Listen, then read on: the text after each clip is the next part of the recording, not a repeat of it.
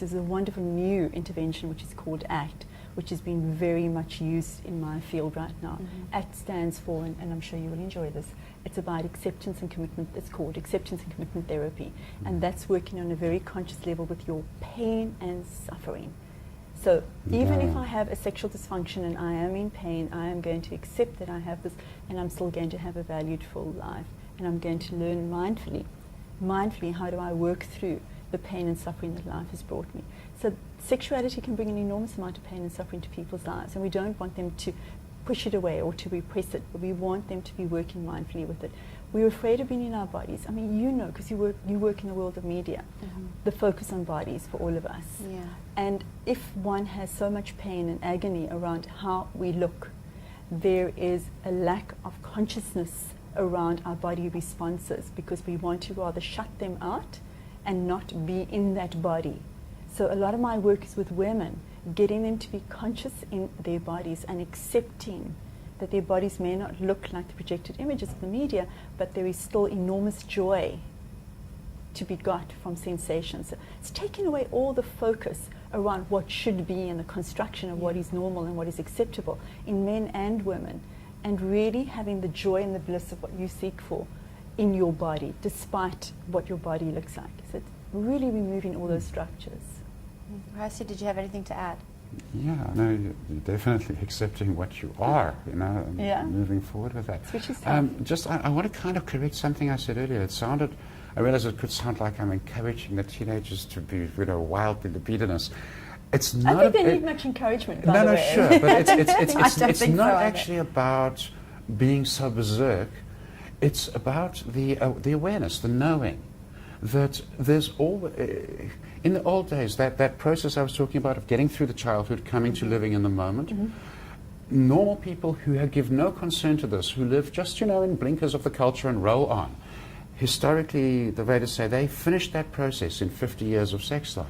That's why a 65-year-old person back then had an automatic kind of wisdom. These days, no, this is no longer the case. The 65-year-old is still sitting in a stripper's bar. You know, the maturing hasn't happened, and the difference is not what you do. The difference is the awareness, and there's always been rules. You know, sex here is okay, there it's not okay, and that's fine. Have all the rules you like, no problem. The problem comes when you have this Abrahamic religion thing of this judgment of you're evil if you think a sexual thought. You're evil. No, then we self-censor, and we lose the awareness of it, and we kill that process of getting the past feelings felt. You know, we start to avoid pain in an emotional relationship, and we get out of the relationship because someone triggers us a lot. Exactly. So one of my students, I'm going to say, such a relationship, lucky you, get triggered every day. Let's see what we can work out so you can really enjoy this triggering more and more. Because if it should get you through all those feelings, notice they're disproportionate. They're not feelings about what's happening. They're feelings from your past. That's the mindfulness philosophy. If you should get them finished, wow, lucky you. Yeah. It gives us a whole lifetime to be able to. You know, the world has changed also because of online activity. Technology has really brought that around to us. And so how can we bring conscious sexuality into that? And that's obviously an area that I'm really interested in. My book, Cyber Infidelity, is going to be released on 1 June. And that is, my interest is really looking at our online behavior and what are we doing there? And how can we be more conscious there? Because we haven't even begun to bring that element into it. There is so much unconsciousness and enormous, you talked about temptation early on, an enormous triggering of immediacy and lack of impulse control and enormous indulgence of temptation. So how do we become more conscious? How do we become more mindful around our behavior online? I think that that's going to be an interesting discourse that I hope we're going to be able to have at the conference as well. Now, do you find people are resistant to becoming more conscious about what's going on in their lives and what's going on in their sexual lives? Oh, 100%. we don't have the tools to know how to deal with conflict or with sexuality, or mostly around decision making, which is what teenagers don't ever get taught in terms of, if you look at the educational curriculum and what they get in life skills or life orientation, they're not taught how to be able to make good decisions about their sexuality. So they're unprepared for this world that they're engaging with all the time. So how can they ever learn how to be conscious around making choices if, as you said, sexuality is given such a bad rap? It's given such a bad rap. It's tried to be pushed away. We have this new act that's kind of coming out, the Sexual Offences Act, that has been revised again, which is saying that any child under the age of 16 who is not allowed to be sexual. It's no consensual sex. It's terrifying that we should be criminalizing sexuality in young people. That is terrifying. So, how do you have a consciousness? How do you grow up into a healthy young adult if that's going to be your baseline of what sexuality is? So the reverse has to happen, and we've got great research to back that up.